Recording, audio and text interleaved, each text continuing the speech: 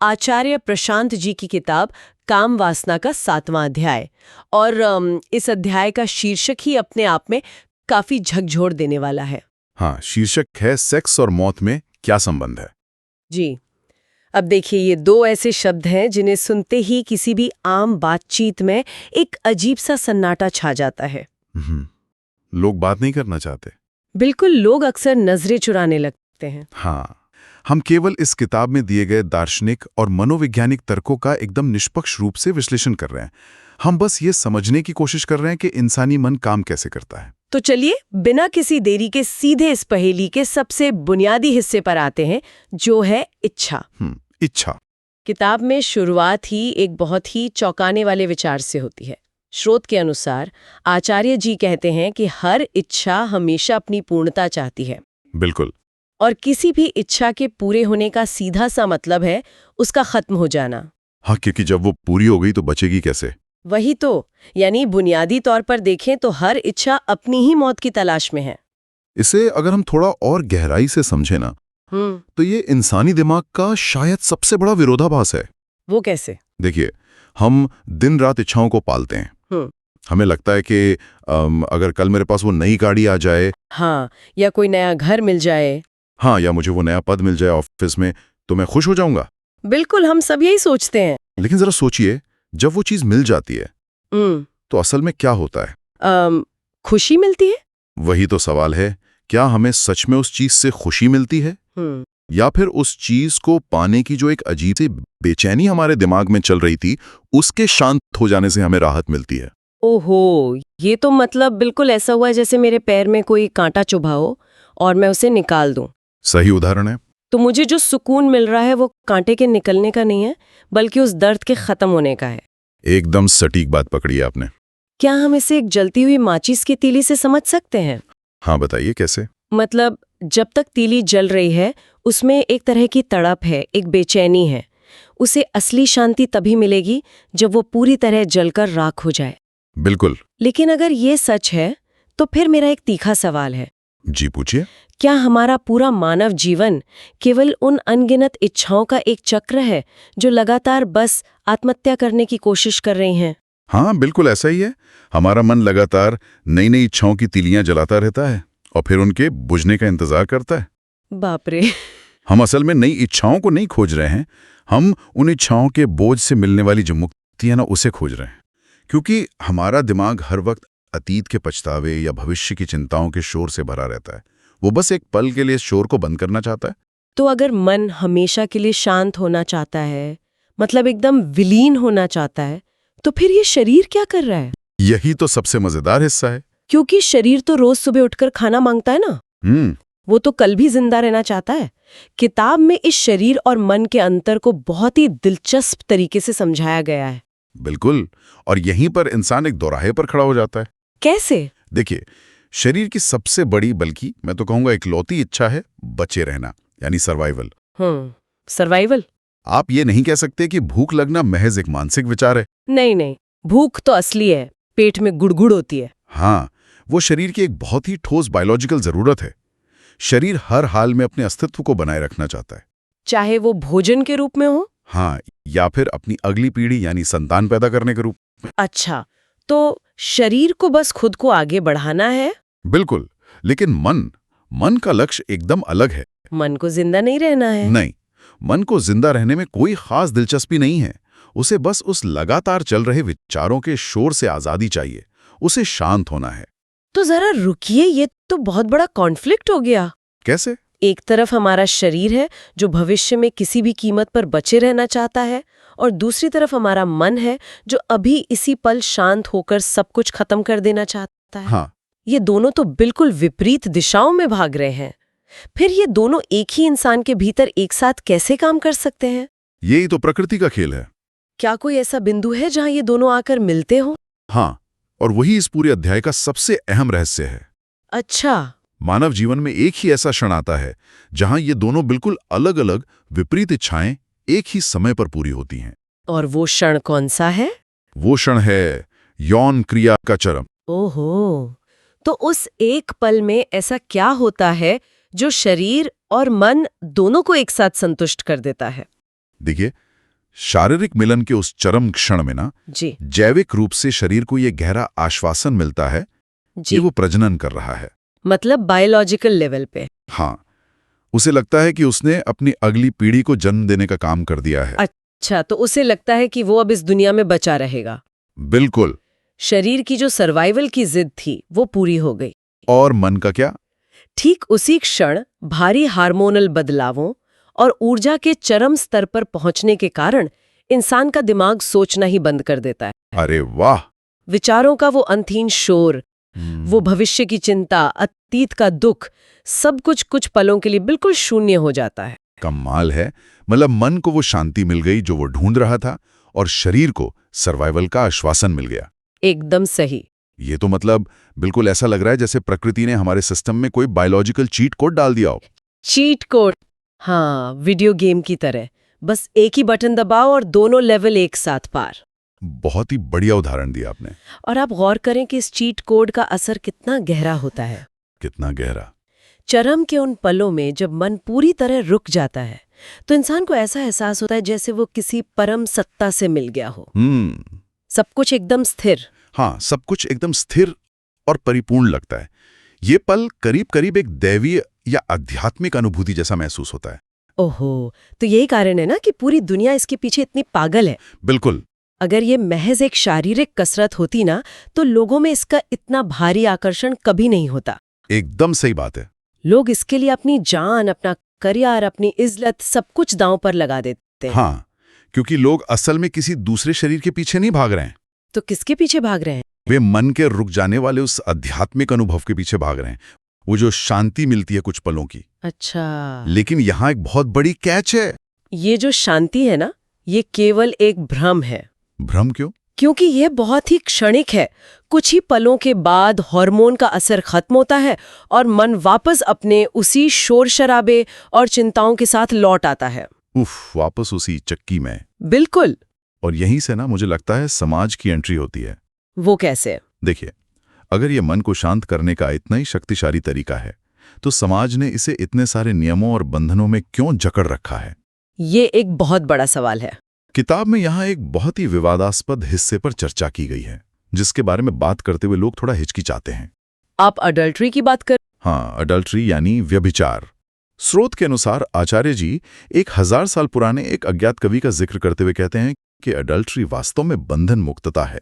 जी। उनका तर्क है कि जब विवाह में पति या पत्नी महज एक फर्ज निभाने के लिए काम करते हैं या कोई वेश्या पैसे के लिए करती है तो वो एक पहले से तय किया हुआ अनुबंध या कॉन्ट्रैक्ट है। बिल्कुल। और जहाँ कोई शर्त या बंधन है वहाँ मन पूरी तरह से शांत नहीं हो सकता। इसे ना बहुत ही बारीकी से समझने की जरूरत है। हाँ, समझाइए थोड़ा। आचार्य जी यहाँ समाज को तोड़ने की बात नहीं कर रहे हैं। वे किसी बगावत को बढ़ावा नहीं दे रहे हैं, बल्कि विशुद्ध मनोविज्ञान की बात कर रहे हैं। मनोविज्ञान? हाँ, जिस कृत्य का मूल उद्देश्य ही इंसान को हर तरह के मानसिक बंधनों से मुक्ति दिलाना है, वो कृत्य अपने असली आनंद तक तभी पहुंच सकता है जब इंसान उसमें बिना किसी दबाव के उतरे। मतलब कोई पीछे से पुश न कर रहा हो। बिल्कुल। विवाह में एक जिम्मेदारी का भाव आ सकता है कि मुझे यह करना है क्योंकि मैं पत्नी हूं या पति हूं, एक फर्ज की तरह। और वेश्यावृत्ति में एक आर्थिक लेनदेन है, एक बिजनेस है। हाँ, ये दोनों ही स्थितियां दिमाग पर एक बोझ डालती हैं। लेकिन एक मिनट, यहाँ मैं थोड़ा आपको रोकना चाहूंगी। मुझे यहाँ एक बहुत बड़ी दिक्कत लग रही है इस तर्क में। अच्छा, बताइए क्या दिक्कत है? जैसे स्रोत में उस प्रश्नकर्ता ने पूछा था, मैं भी वही तार्किक चुनौती देना चाहूंगी। जी बिल्कुल, पूछिए। अगर हम इस तर्क को माने कि विवाह एक मानसिक बोझ है क्योंकि उसमें नियम है, हाँ, तो क्या अडल्ट्री में नियम नहीं होते? मेरा मतलब है, अगर कोई छुपकर किसी से मिल रहा है तो उसे अपने फोन के मैसेज डिलीट करने पड़ते हैं, झूठ बोलना पड़ता है, पकड़े जाने का हर वक्त एक डर होता है। सही बात है। तो क्या ये सारा डर और झूठ मिलकर दिमाग में और भी ज्यादा शोर पैदा नहीं करता? फिर ये अडल्ट्री मन की मुक्ति कैसे हो सकती है? ये बहुत ही सटीक और गहरा सवाल है, और मजे की बात यह है कि किताब में आचार्य जी ने इसका बहुत स्पष्ट उत्तर भी दिया है। क्या उत्तर दिया है? उन्होंने अडल्ट्री को कोई अंतिम मंजिल या पूर्ण मुक्ति बिल्कुल नहीं कहा है। अच्छा। उन्होंने इसे महज तुलनात्मक रूप से बेहतर बताया है। तुलनात्मक रूप से मतलब सिर्फ इसलिए बेहतर क्योंकि इसमें इंसान किसी बने बनाए सामाजिक पिंजरे को तोड़ने की बगावत महसूस करता है? एकदम। जब इंसान एक स्थापित नियम को तोड़ता है ना, तो उसे कुछ पलों के लिए एक झूठी आजादी का एहसास जरूर होता है। हाँ, एक थ्रिल मिलता है। बिल्कुल, थ्रिल। लेकिन जैसा आपने कहा, एडल्ट्री भी अंततः एक सामाजिक व्यवस्था ही है। कैसे? क्योंकि अगर विवाह रूपी समाज नहीं होगा तो नियम नहीं होंगे, और जब नियम ही नहीं होंगे तो उन्हें तोड़ने को हम एडल्ट्री कैसे कहेंगे? अरे हाँ, ये तो मैंने सोचा ही नहीं। तो इसीलिए आचार्य जी स्पष्ट करते हैं कि जो सर्वोच्च अवस्था है वो ना तो विवाह की है और न ही एडल्ट्री की है। तो फिर सर्वोच्च अवस्था है किसकी? सर्वोच्च अवस्था सन्यासी की है। सन्यासी मतलब वो जो झोला उठाकर जंगल में चले जाते हैं? क्या यहाँ सन्यासी का मतलब वही है? नहीं नहीं, बिल्कुल नहीं। यहाँ सन्यासी का अर्थ है वो व्यक्ति जिसका मन इतना शांत हो चुका है कि उसे अपने दिमाग का शोर बंद करने के लिए प्रकृति के उस बायोलॉजिकल चीट कोड की जरूरत ही नहीं है। अच्छा, मतलब उसे किसी बाहरी सहारे की जरूरत नहीं है। बिल्कुल, उसे किसी भी प्रकार के शारीरिक मिलन या किसी अनुबंध की आवश्यकता नहीं है, क्योंकि वो बिना किसी बाहरी उत्तेजना के ही भीतर से एकदम परिपूर्ण है। वाह, ये समझना तो बहुत जरूरी था। हाँ, वरना लोग गलत मतलब निकाल लेते हैं।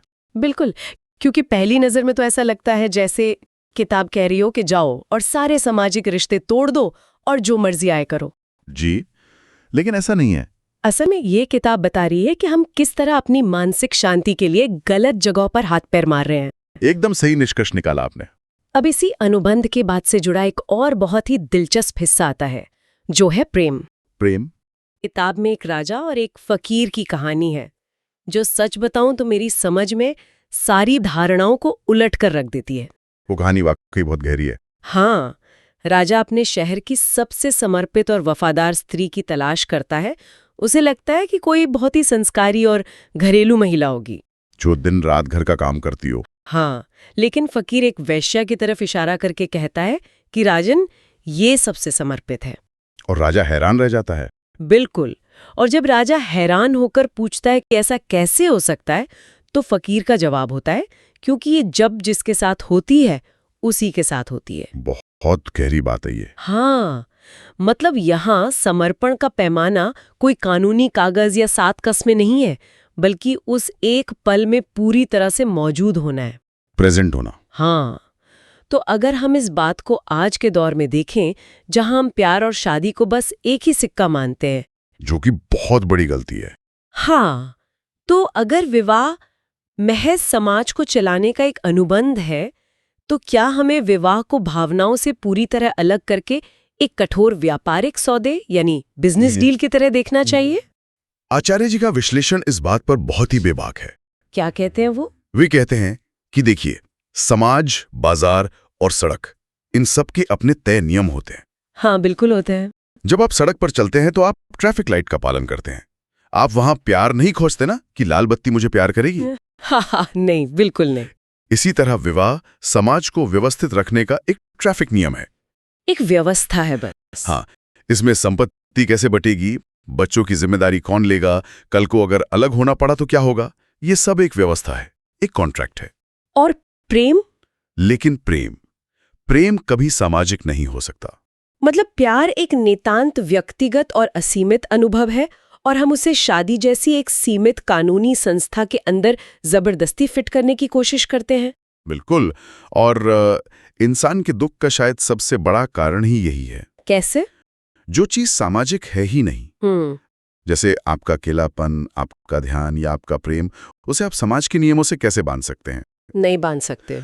आचार्य जी बहुत व्यंग्यात्मक लहजे में कहते हैं कि यदि विवाह को अनुबंध मान ही लिया है तो फिर उसमें सौदेबाजी ही करो, एकदम प्रैक्टिकल होकर। हाँ, पूरी ईमानदारी से उस डील को निभाओ, लेकिन फिर अपनी इस बड़ी भूल पर रोज रो कि तुमने प्रेम जैसी असीमित चीज को एक कॉन्ट्रैक्ट बना दिया। बाप रे। प्रेम के लिए विवाह मत करो, और विवाह में प्रेम खोजने की जिद भी मत करो। मुझे तो ऐसा लग रहा है जैसे किसी ने कहा हो कि भाई पर्सनल और प्रोफेशनल लाइफ को अलग रखो, वरना शॉर्ट सर्किट होना एकदम तय है। बिल्कुल सही एनोलॉजी है। चलिए, अब इस पूरी गहरी चर्चा के बाद हम वापस अपने मुख्य अध्याय के शीर्षक पर लौटते हैं, सेक्स और मौत में समानता। जी, हमने ये तो बहुत अच्छे से समझ लिया कि शारीरिक मिलन के चरम में मन कुछ पलों के लिए रुक जाता है, विचारों का शट डाउन हो जाता है। हाँ, एक शून्य आ जाता है। लेकिन किताब इसे सीधे मौत से कैसे जोड़ती है? क्योंकि अगर आप गहराई से देखें तो मौत की असल परिभाषा ही यही है। क्या परिभाषा? मौत का मतलब सिर्फ शरीर का मिट्टी हो जाना या दिल का धड़कना बंद हो जाना नहीं है। अच्छा, तो फिर क्या है? आध्यात्मिक दृष्टि से मौत का मतलब है रोजमर्रा के विचारों वाले इस मन का हमेशा के लिए थम जाना। ओहो। यौन क्रिया के दौरान मन कुछ सेकंड के लिए थमता है और मृत्यु में वो हमेशा के लिए शून्य हो जाता है। दोनों में ही मन शांत हो रहा है? बिल्कुल। दोनों ही स्थितियों में जो चीज गायब होती है वो है हमारा अहंकार, या जिसे हम ईगो कहते हैं। किताब में कबीरदास जी का भी जिक्र है ना? हाँ बिल्कुल। जहां वो एक मृत शरीर को दुल्हन कहते हैं। जी, संतों ने मृत्यु को हमेशा एक उत्सव या परम से मिलन ही माना है। ओशो की तालियां या बुद्ध का महापरिनिर्वाण सब इसी तरफ इशारा करते हैं। बिल्कुल। यहाँ मुझे ना पानी की 3 अवस्थाओं, मतलब पानी, बर्फ और भाप का ख्याल आ रहा है। अच्छा, वो कैसे? जैसे पानी जमकर बर्फ बन जाता है, जैसे हम शायद जन्म कहते हैं। ठीक है। और फिर जब वही बर्फ पिघलकर भाप बनती है तो हम उसे मृत्यु कह देते हैं और रोने लगते हैं। हाँ। लेकिन असल में कुछ खत्म थोड़ी हुआ, वो बर्फ वापस बस वही हो गई जो वो शुरुआत में थी, यानी एकदम निराकार। बहुत ही सटीक और खूबसूरत उदाहरण है। जब पानी बर्फ बनता है ना, तो उसे एक आकार मिल जाता है, एक ठोस पहचान मिल जाती है। हाँ, एक फॉर्म मिल जाता है। हम इंसानों की परेशानी यही है कि हम उस बर्फ वाली पहचान से, अपने अहंकार से इतना ज्यादा जुड़ जाते हैं कि हमें भाप बनने के विचार से ही खौफ आने लगता है। हम पिघलना नहीं चाहते। बिल्कुल। तो एक बहुत गहरा सवाल मेरे मन में आ रहा है। पूछिए। अगर मृत्यु सिर्फ अहंकार और विचारों के शोर का खत्म होना है, हाँ, तो क्या हर रात जब हम एक गहरी, एकदम बिना सपनों वाली नींद में होते हैं या शारीरिक मिलन के उस चरम पल में होते हैं, तो क्या हम असल में हर रोज थोड़ा सा मरते हैं? बिल्कुल, वो एक छोटी मृत्यु ही है। सच में? हाँ, और इसी बात को समझाने के लिए ना किताब में एक ज़ेन मास्टर का बहुत ही दिलचस्प किस्सा दिया गया है। अरे हाँ, वो किस्सा जहाँ एक छात्र सवाल पूछता है और उसे डंडा पड़ता है। हाँ, वही वाला। जरा हमारे सुनने वालों को समझाइए कि वहाँ असल में हुआ क्या था।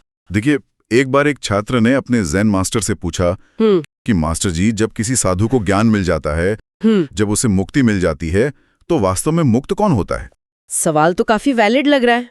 इस पर मास्टर ने बिना कुछ कहे उस छात्र को जोर से एक डंडा मारा। अरे बाप रे, सिर्फ एक सवाल पूछने पर डंडा? ऐसा क्या गलत पूछ लिया था उसने? क्योंकि उसका सवाल ही बुनियादी तौर पे गलत था। गलत कैसे? उस छात्र के सवाल में ये बात छिपी थी कि मुक्ति के बाद भी कोई व्यक्ति या कोई मैं, यानी उसका अहंकार बचा रहता है, जो उस मुक्ति का बैठकर आराम से आनंद लेता है। अच्छा। वो सोच रहा था कि मुक्ति कोई मेडल है जो किसी इंसान को स्टेज पर बुलाया जाएगा और पहनाया जाएगा। मतलब हम सोचते हैं कि मरने के बाद भी हम कहीं बैठकर स्वर्ग के मजे लेंगे अप्सराओं के साथ। बिल्कुल, हम अपने मैं को, अपने ईगो को मिटाना नहीं चाहते। हम चाहते हैं कि मैं भी रहूं और मुक्ति भी मिल जाए। यही तो फरेब है। जबकि वास्तविकता ये है कि मुक्ति, या बौद्ध धर्म में जिसे निर्वाण कहा गया है, उसका शाब्दिक अर्थ ही होता है बुझ जाना या निर्वापित हो जाना। बुझ जाना। जैसे एक दिए की लौ जब हवा के झोंके से लौ बुझ जाती है, तो क्या आप पूछ सकते हैं कि वो लौ अब कहाँ गई? नहीं, वो तो बस खत्म हो गई। क्या वो मुक्त होकर आकाश में खुशी खुशी उड़ रही है? बिल्कुल नहीं। नहीं, वो लौ बस अब नहीं है, उसका अस्तित्व ही समाप्त हो गया है। ये तो बहुत ही गहरा विचार है यार। मतलब मौत कोई खौफनाक या दर्दनाक घटना नहीं है। बिल्कुल नहीं। ये केवल हमारे सोचने की प्रक्रिया और उस झूठे अहंकार का अंत है जिसे हम पूरी जिंदगी में मानते थे। जी, दर्द मौत में नहीं है, दर्द उस अहंकार में है जो मिटने के खिलाफ लगातार संघर्ष कर रहा है। एकदम सही कहा आपने। हम असल में मौत से नहीं डरते, हम अपने विचारों के मिट जाने से डरते हैं। और यही वो कड़ी है जो अध्याय के शीर्षक को सार्थक करती है। सेक्स और मौत का संबंध। हाँ, दोनों ही स्थितियों में प्रकृति हमारा नियंत्रण हमसे छीन लेती है और हमारे उस झूठे मैं को थोड़ी देर के लिए या हमेशा के लिए एकदम शांत कर देती है। वाओ, ये चर्चा वाकई में दिमाग के जालों को साफ करने वाली रही है। मुझे भी ऐसा ही लगता है। तो चलिए, आज हमने जो भी दार्शनिक और मनोवैज्ञानिक गहराइयां छुई हैं, उन्हें संक्षेप में समेट लेते हैं। जी बिल्कुल। हमने शुरुआत की इस विचार से कि हमारी हर इच्छा असल में अपनी ही पूर्णता और अपनी ही मौत खोज रही है। फिर हमने शरीर और मन का अंतर समझा। हाँ, कि कैसे शरीर सर्वाइवल चाहता है और मन शांति, और शारीरिक मिलन वो इकलौता पॉइंट है जहां ये दोनों प्रकृति के एक बायोलॉजिकल चीट कोड के जरिए कुछ पलों के लिए शांत हो जाते हैं। और फिर हमने समाज को देखा। बिल्कुल, हमने सामाजिक बंधनों की सच्चाई को देखा कि कैसे विवाह एक जरूरी सामाजिक और कानूनी व्यवस्था है, जबकि प्रेम एक असीमित व्यक्तिगत अनुभव है। और इन दोनों को आपस में मिलाने की जिद ही हमारे दुख का कारण बनती है। और अंत में हमने जाना कि मृत्यु कोई विलेन नहीं है, वो महज दिमाग के शोर का थम जाना और एक लौ की तरह शांति से बुझ जाना है। और अगर हम इस पूरी यात्रा का निचोड़ निकाले ना, तो बात बस इतनी सी है कि इंसान का मन, चाहे वो जिस भी रास्ते पर चले, अंतिम रूप से सिर्फ और सिर्फ एक ही चीज की तलाश में है। वो क्या है? विचारों के शोर से पूरी तरह मुक्ति और एक गहरी शांति। बिल्कुल। और अब जब हम इस गहरी चर्चा के अंत पर आ गए हैं, तो मैं सुनने वालों के लिए एक विचार छोड़कर जाना चाहूंगी। जी बताइए। जरा इत्मीनान से सोचने वाली बात है। आज हमने ये गहराई से समझा कि हमारी हर इच्छा अंततः खत्म होकर शांति पाना चाहती है, और हमारे शरीर और मन की सबसे बुनियादी जरूरत उस शोर का बंद होना है। जी। लेकिन जरा अपने चारों तरफ देखिए, समाज की तरफ। हाँ, हमारी आज की ये आधुनिक दुनिया, हमारा बाजार, हमारे सोशल मीडिया के एल्गोरिदम्स, ये सब दिन रात क्या कर रहे हैं? बेचैनी बढ़ा रहे हैं। बिल्कुल, ये हर सेकंड हमारे भीतर नई नई इच्छाएं पैदा करने का व्यापार करते हैं। सही बात है। तो क्या ये मुमकिन है कि आज का ये पूरा सिस्टम बुनियादी तौर पर हमें उसी शांति से दूर रखने के लिए डिजाइन किया गया है जिसे हमारा मन असल में पाना चाहता है? बहुत ही खतरनाक सवाल है। क्या हमें लगातार बीमार और बेचैन रखा जा रहा है ताकि ये बाजार बस चलता रहे? सोचने वाली बात है।